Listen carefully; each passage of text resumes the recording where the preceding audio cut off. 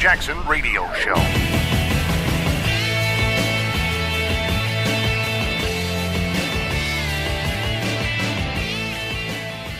Shut up and dribble. Ba-dum, ba-da-dum. You remember that song, Get Up and Boogie? Oh, I'm looking at you guys. You don't know the song.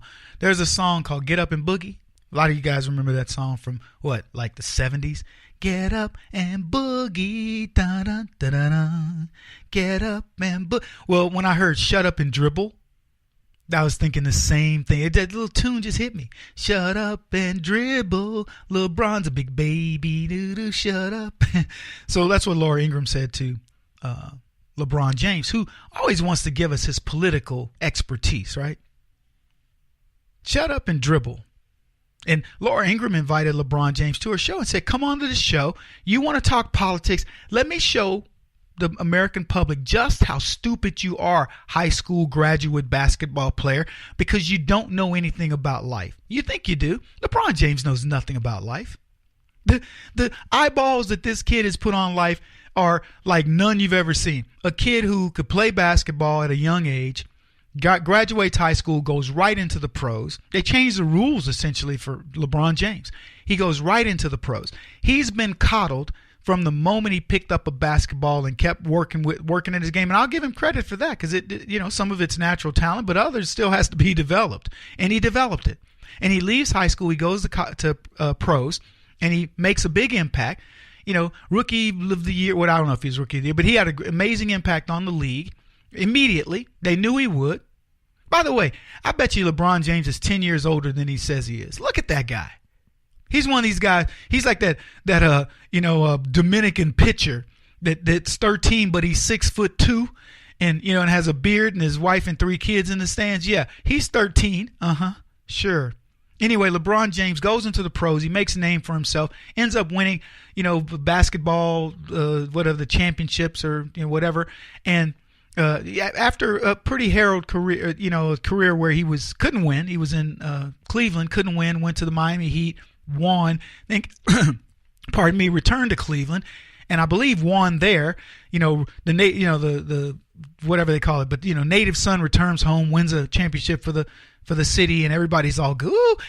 But you know what he is? After all that, he's still a basketball player. That's all he is. He's a basketball player. He just got money. He's a fool with money, and yeah, he's hanging out with Warren Buffett, who's saying, "Okay, LeBron, I'm just gonna." You can trust me because I got billions. I'm not going to rip you off. Give me your money. I'll put it in investments and make money for you. And he makes a ton of money doing things. There's nothing LeBron James does that makes me go, wow, I want to see it. I see Shaq in a commercial and I crack up. He's a funny guy. I see Shaq in a movie and he's a funny guy. I don't know what his politics are, but he's a funny guy. I like Shaq. I'm sure politically he's got some issues. Now, he's also a law enforcement officer, which I find interesting.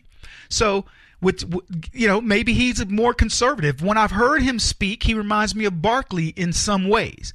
But he's a likable guy. LeBron James is not likable. He's a guy, I watch him drink these 7-Ups and I go, I ain't never drinking 7-Up. I'll go buy a Sprite or whatever. I don't want anything to do with him. Anyway, Laura Ingraham told him to shut up and dribble. And she took also Kevin Durant to task for criticizing President Donald Trump. And I did the same thing. I liked Durant when he dedicated something to his mom and thanked God, and it was a nice tribute. But he's one of these guys that doesn't have to buy into the hype, the nonsense that Donald Trump is racist or bad or whatever, and he does it too. And they're a cancer throughout Black America. Forget basketball. Are they influencing the Stephen Currys and the rest of these clowns? Yes, they are. But worse than that, they're influencing young black kids who are believing the hype. They believe in Barack Obama, which, by the way, they don't anymore. The new black hero, just so everybody's clear, is Black Panther. That's a good thing. Even Michelle Obama admitted it. But after this criticism of shut up and dribble, LeBron James came out and said, I will not just shut up and dribble. So thank you, whatever her name is. I get to sit up here and talk about what's really important and how I can help change kids. It's let me know how everything I've been saying is correct for her to have that type of reaction. We will definitely not shut up and dribble. I will definitely not do that. I mean too much to society. I mean too much to the youth. I mean too much to so many kids that feel like they don't have a way out. They need somebody to help lead them out of the situation they're in. So let's just be clear here, folks. LeBron James, a 6'10" basketball prodigy. Yeah, we're all going to be able to do that, right? We're all going to have this frame that says I can go play basketball, leave high school and go make millions of dollars and then stir things up politically having no background whatsoever. Yeah. And what's funny to me is when LeBron James says, I mean too much to so many. I mean too much. Really? Words that would never come out of my mouth. I don't care how popular I become, how popular I am. Let me tell you something, folks. I'm one flawed guy who understands what we want to accomplish together because we're all flawed. But this is not my show. This is your show. LeBron James is a child. He believes that in the hype of LeBron James. Let me tell you something. He does one thing wrong and everything goes away for him. One thing. If people knew the real LeBron James, I lived across the street from a girl he had a baby by. Everybody knew it. And I'm sure there are many of them that are running around out there. LeBron James is scum, is what he is, just to be blunt. I'm not moralizing about what he's doing. I'm just saying people don't know LeBron James. They know what LeBron James wants them to know. But that statement right there, I mean too much to society. I mean too much to youth. Really, a basketball player.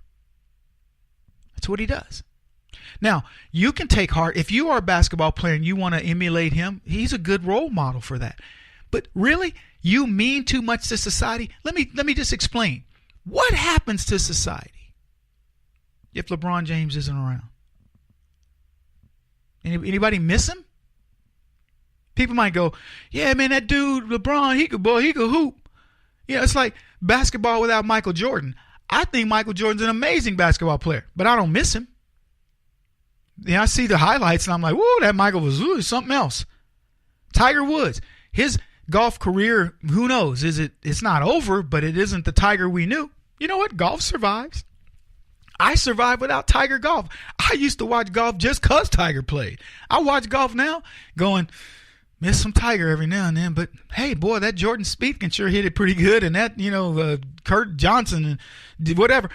You move along. Nobody's going to miss LeBron James, but he thinks they will. Yeah. And then he went on to talk about Black Panther, and get this, and its potential to inspire black kids.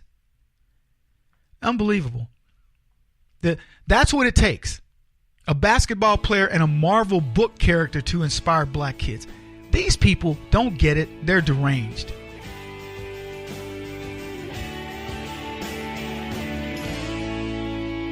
This is the Kevin Jackson Radio Show.